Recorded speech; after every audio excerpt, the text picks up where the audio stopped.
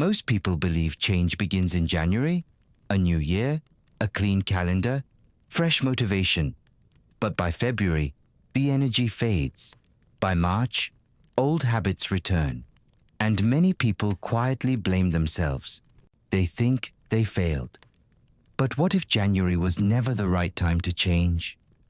What if the problem isn't discipline, but timing? For decades, we've been taught that January is the month of transformation. New goals, new routines, new identity. Yet psychologically, January is one of the hardest months to change anything. It's cold, dark, mentally exhausting. Your brain isn't wired for growth during survival mode. And that's why so many people feel stuck. Not because they lack willpower, but because they're fighting their own biology. Let's talk about the real difference between January change and spring change, because understanding this can completely shift how you approach self-improvement. January, the pressure to reinvent yourself. January is fueled by expectation. Everyone is changing. Everyone is starting fresh. Everyone is announcing goals. This creates pressure, not clarity. Your brain feels watched, judged, rushed. Instead of asking, what do I actually need? You ask, what should I be doing? And when change is driven by pressure, it rarely lasts. Psychologically, January change relies heavily on motivation. Motivation is emotional, temporary, unstable. That's why January goals feel exciting at first and exhausting shortly after. When motivation drops, and it always does, people assume something is wrong with them. But nothing is wrong. They just tried to grow during the wrong season. Spring, the natural reset. Spring doesn't announce itself loudly. It arrives slowly. More light, more energy, more movement. Your body responds before your mind does. This isn't motivation, it's alignment. Biologically, humans are more active, curious, and hopeful as daylight increases. Your nervous system relaxes. Your brain becomes more open to change. That's why many people feel a sudden urge in spring to clean their space, reorganize their life, start moving again. Not because they decided to, but because their system is ready.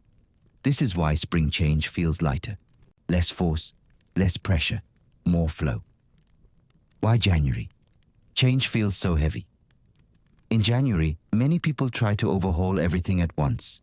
New routines, new habits, new identity. But massive change requires emotional safety. And January rarely provides that. You're coming off a long year, possibly burnout, unfinished goals, mental fatigue. Instead of healing, people push, and the mind resists. There's a psychological principle that explains this perfectly. The brain resists change when it feels unsafe. January often feels unsafe. Spring feels possible. Spring change is quiet, and that's why it works. Spring doesn't demand a new version of you. It invites curiosity. You don't ask, how do I fix my whole life? You ask, what feels slightly better than before? That's how real habits form. Small actions, low resistance, repeated gently. Spring change doesn't look impressive on social media, but it lasts. There's an ancient idea that captures this. Nature does not hurry, yet everything is accomplished. Spring understands timing. January demands speed. The problem with waiting for January. Here's the trap many people fall into. They postpone change all year, telling themselves they'll start in January. But postponement trains avoidance. By the time January arrives, the gap between intention and action feels overwhelming. So they set unrealistic goals to compensate, and the cycle repeats. Spring change breaks this cycle. It doesn't rely on dramatic promises. It relies on momentum. So when should you actually change? Not January, not spring, but when your mind feels open, spring simply increases the odds. The mistake is thinking change must begin on a calendar date. Real change begins when resistance lowers. Instead of asking, when should I start? Ask, what feels easiest to start right now? That question changes everything. How to use spring energy correctly. Spring isn't for extreme discipline. It's for rebuilding trust with yourself. Simple things: walking more, cleaning your environment, fixing sleep, reducing mental clutter.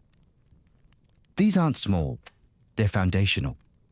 Once trust is rebuilt, discipline becomes natural, not forced. Why this matters more than motivation. Motivation fades, alignment stays. Spring offers alignment. January demands motivation. That's the difference. A quiet truth. Most people miss you don't fail at self-improvement. You mistime it. You try to grow when you should be recovering. You force discipline when you need clarity. You push when you need alignment. Spring reminds us of something simple. Change doesn't have to hurt to be real. What to carry forward. Don't wait for January to become someone new. Don't pressure yourself with artificial deadlines. Instead, pay attention to your energy. Respect your seasons. Move when resistance is low. That's how growth becomes sustainable. If you take one thing from this video, let it be this. The right time to change is not when the calendar resets. It's when your mind opens. Spring just makes that easier.